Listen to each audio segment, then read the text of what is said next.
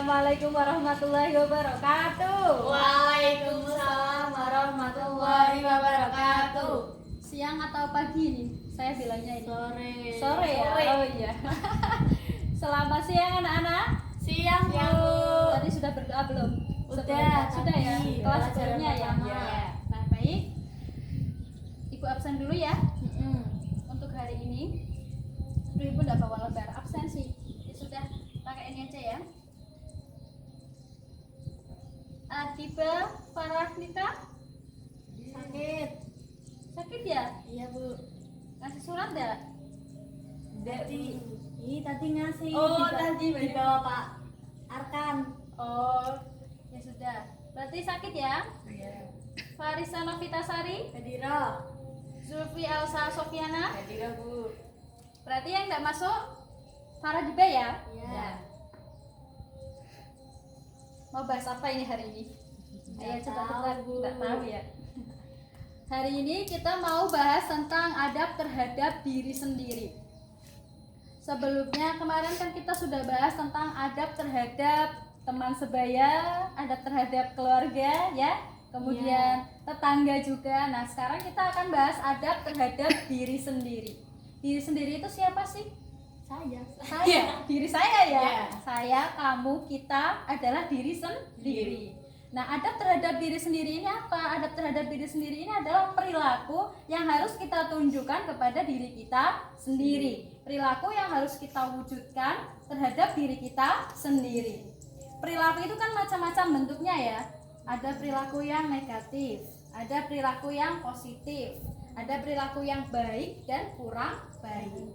Nah, adab terhadap diri sendiri ini kita mencerminkan diri kita agar menjadi lebih baik. Nah, contohnya seperti apa Bu? Ada macam-macamnya. Ada berilmu, berpikir kreatif, berinovatif terhadap diri sendiri. Nah, adab terhadap diri sendiri ini tentunya tidak mudah bagi kita.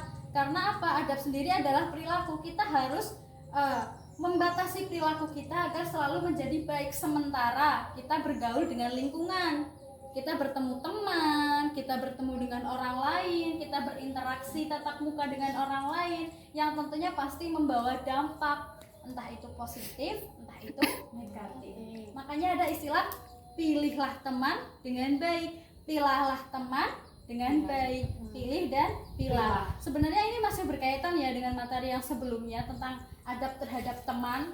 Karena kalau kita ingin diperlakukan baik oleh teman, tentunya kita harus memperlakukan teman juga dengan baik. Begitu pula terhadap diri kita sendiri. Kalau kita mau diperlakukan baik oleh diri kita, ya kita harus memperlakukan diri kita dengan baik. Nah, masuk ke materi yang berikutnya tentang adab terhadap diri sendiri ini adalah berilmu. Siapa sih yang mau berilmu? Siapa sih yang nggak mau punya ilmu? Pasti semua orang pengen punya ilmu kan?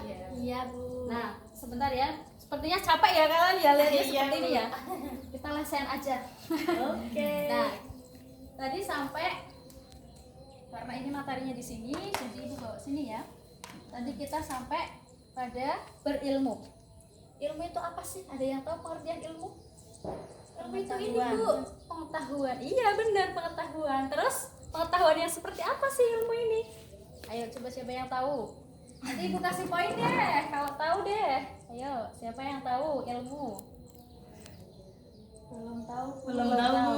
Ilmu itu adalah pengetahuan, benar. Pengetahuan yang seperti apa? Pengetahuan yang tersusun secara teoritis. Nah, kalau pengetahuan aja itu kan berarti aku tahu nih. Kayak misal seperti ini, contoh singkatnya. Ada orang yang tahu cara membuat tape. Cara membuat tape. Orang tahu kan? Tahu. Nah, itu namanya pengetahuan. Tapi kan tata caranya itu namanya ilmu. Tata cara tutorial membuat tapenya, misalnya memasukkan ragi, kemudian merendam dan lain sebagainya, itu adalah ilmu yang kita sebut ilmu. Karena kalau pengetahuan itu belum tentu ilmu. Kalau ilmu kebalik. Kalau ilmu sudah pasti pengetahuan. Kalau pengetahuan belum tentu ilmu, benar ya? Berarti ya. Pengetahuan itu belum tentu ilmu. Ilmu sudah pasti pengetahuan. Nah, kita hidup di dalam agama Islam sendiri, kita hidup bermasyarakat, bersosial, itu orang yang paling kita apa ya istilahnya, kita ambil manfaatnya atau kita serap ilmunya itu siapa? Kanjeng Nabi Muhammad Shallallahu Alaihi Wasallam. Nah, kita bisa mencontoh adab ilmu kita terhadap teman dan lain sebagainya itu dari Kanjeng Nabi tadi, dari Nabi Muhammad. Salah satunya beliau memberikan apa ya? Memberikan asupan gizi terhadap pikiran beliau itu dengan ilmu, dengan mendapatkan wahyu, dengan segala macam perintah Allah yang beliau laksanakan tanpa mengeluh sedikit pun. Nah, kita ini sebagai umatnya pastinya berharap kelak mendapatkan syafaat beliau kan, tentu saja. Salah satunya dari pancaran ilmunya Nabi Muhammad ini. Nah, berarti kita harus mencontoh, oh sosok Nabi Muhammad itu seperti apa sih? Orang Nabi Muhammad itu orang yang berilmu. Berilmu yang seperti apa? Beliau ini tidak pernah mengeluh terhadap apapun yang diberikan oleh Allah, terhadap segala perintah Allah, termasuk dalam ilmu ini. Nabi Muhammad kan contohnya gini ya, dulu sebelum sholat itu dijadikan 5 waktu itu kan sebelumnya ada apa ya, bukan perselisihan tapi tawar menawar. Nah, sudah dengar ceritanya ya pasti ya. Tawar menawar antara Nabi Muhammad dengan Allah Ta'ala kan, tentunya Nabi Muhammad merasa bahwa umatku ini tidak mampu kalau 50 kali sholat dalam sehari ya, 50 waktu dalam sehari.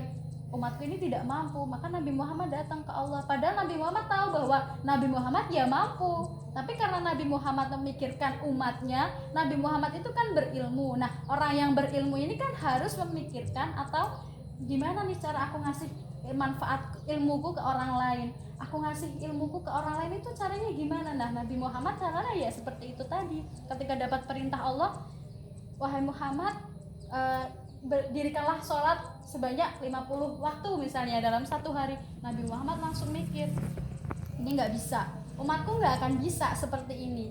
Akhirnya Nabi Muhammad datang ke Allah Ta'ala.